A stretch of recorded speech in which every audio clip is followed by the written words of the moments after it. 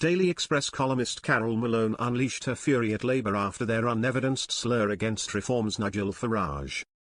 Science Secretary Peter Kyle sparked controversy earlier this week as he said Farage was on the side of predators like Jimmy Savile, linking the Reform UK leader's pledge to repeal the Online Safety Act to supporting paedophiles.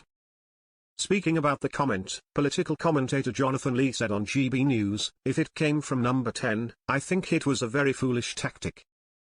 I understand why they might have done it. They wanted a confected row, the classic dead cat that political journalists love to talk about. The idea being that people would focus on the Jimmy Savile row, instead of the rights and wrongs of the Online Safety Act, which, by the way, I think is bad legislation.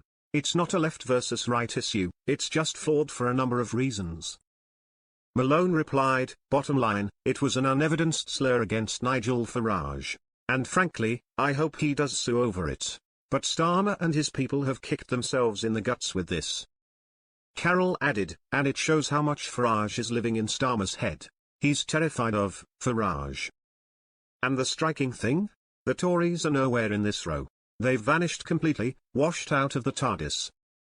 GB News host Miriam Kate Slater added, "There was a legitimate political point to be made. Farage said he'd repeal the Online Safety Act without offering any real plan to protect children. That was a valid line of attack. But the moment they brought up Jimmy Savile, they blew it. It was a stupid political play.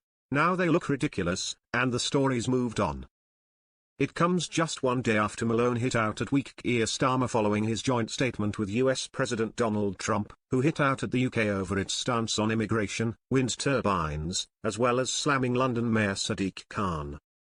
She said on GB News, "I just think it made him look weak. The stuff Trump was saying, the way he attacked subsidies for wind turbines, how he said we need to provide cheaper energy, and how he said the person who tackles immigration is going to win the next election, he was spot on with all of it.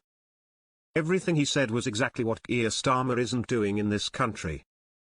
And I think you could see it when Starmer and his wife Victoria were there. The two of them were literally squirming. They couldn't keep a straight face while Trump was speaking. Trump was right about everything he said regarding what we should be doing. And Starmer? He never once said, "This is what I'm doing. This is how I'm running things." He just let a foreign leader, the leader of the free world, tell him how to run his own country.